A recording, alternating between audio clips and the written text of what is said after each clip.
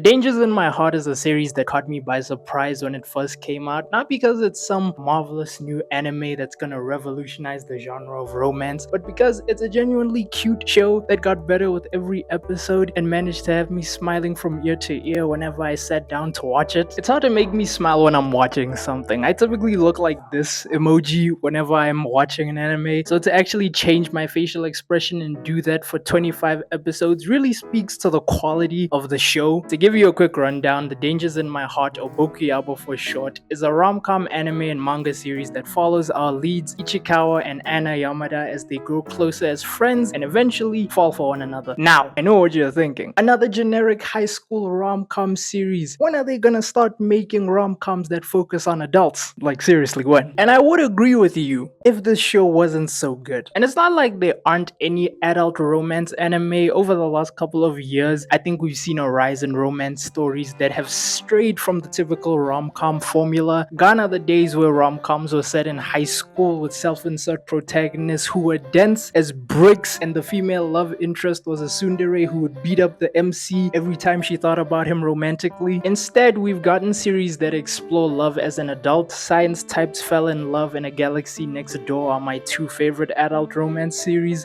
with real life being a close third. So you're probably wondering why I'm talking about the 500th high school rom-com and not any of the good adult rom-coms. I don't have a reason. I just want to talk about I said I wouldn't be standing in my videos and these lights are right. Give me a second. Bokuyaba has a certain charm to it that I struggle to put into words, not because it leaves me speechless, but because the show is so great that it's difficult to describe why I like it so much without reverting to this annoying 4-letter word. And with rom-coms, specifically great rom-coms, the main appeal of them is seeing two people fall in love and get together within a 12-episode period. A lot of romance anime in the last couple of years have sort of abandoned this concept in favor of having the couple get together, sometimes as early as episode 5. See A Galaxy Next Door and Love After World Domination, for example. But with Bokuyaba, this show's slow burn romance never feels tedious or boring. A lot of factors come into play to make this show such a delight to watch. For one, the animation is very easy on the eyes. The music feels very reminiscent of a silent voice.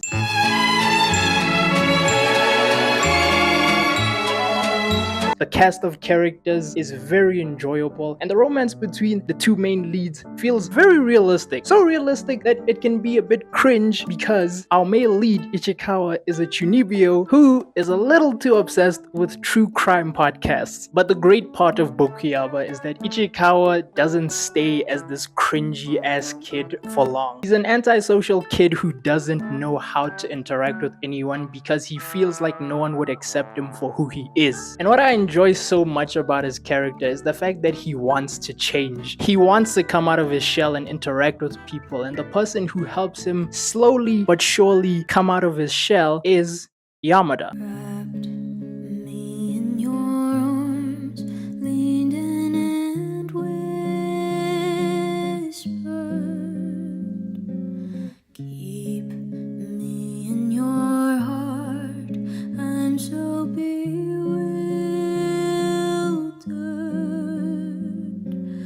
Yamada is probably the cutest yandere I've ever seen. She has such an infectious energy that makes any scene she's in so fun to watch. And next to Ichikawa, she probably has my favorite expressions in the entire show, especially in the manga. Also, she's tall! It's so rare to find a short guy, tall girl rom-com, but Bokuyaba gives the short kings something to watch. I'm not short, I'm very tall, by the way. Like the size of this thing. You can't see it until I turn off the green screen. See, look, bam, tall.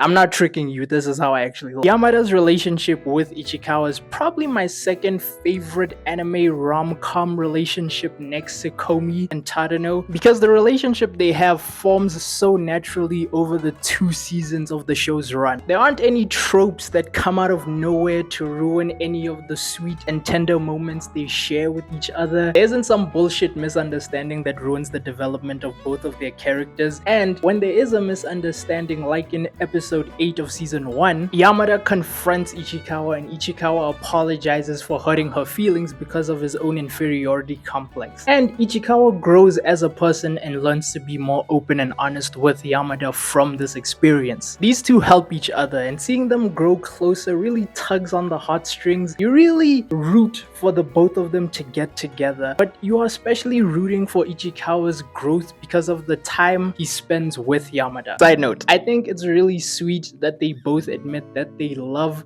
not just like, but actually love each other. In episode 3, Ichikawa admits that he likes her, yes, but the more time they spend together, that grows into actual love. This is how you write romance. Oh, that is probably gonna clip the audio. The Dangers in My Heart is what I would describe as the Laufey. Is that how you pronounce her name? Please forgive me. I didn't mean to pronounce it so terribly. The Dangers in My Heart is what I would describe as the Laufey of romance anime. It is the perfect slow burn romance that only gets better the more you experience it. And the fact that it is such a good slow burn romance reminds me of why I hate slow burn romances so much.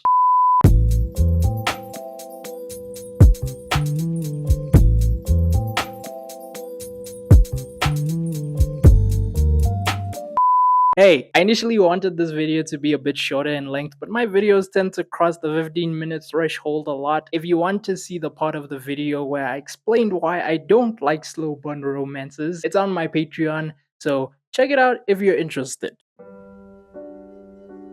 The Dangers in My Heart is one of the many romance anime that has come out over the last couple of years that understands what it means to be a romance. Along with series like A Galaxy Next Door, Insomniac's After School, and A Sign of Affection, we are seeing authors actually develop their characters and try their best to give us good romance series. Love is a beautiful emotion, and when an author is able to explore it to its fullest, we get series like these. Series that challenge our ideas of love. Series that show us how characters deal with these new emotions they've never fully explored because of the types of people they are. That's what makes The Dangers in My Heart so good. And that's why it feels like a breath of fresh air amidst all the slow burn romance stories that go nowhere. It's very odd to get this passionate about a series where two middle schoolers get together, but I think it's just a testament to how well written and good this series is. The Dangers in My Heart isn't going to revolutionize the entire genre of romance, but it is a beautiful story where a young boy who saw the world only as black and white and a girl with deep insecurities despite how charismatic she was fell in love with one another and helped each other become better people.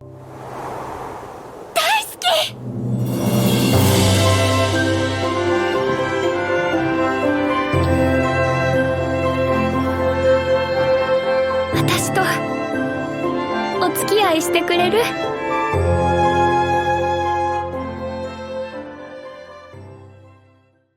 Yo, I hope you enjoyed the video. I had a lot of fun making it. It's a very short form video. I know I typically don't make these style of videos. I typically make much longer, but I wanted to try something a little chiller. I hope you enjoyed the video. Subscribe if you want. Follow me on Patreon too. Leave a like. Tell me why you love this show so much. If you made it to the end of the video and you haven't subscribed already, what are you doing? I'm going to find you and I will do something to the peanut butter in your house. That's been it from me, and I'll see you guys later.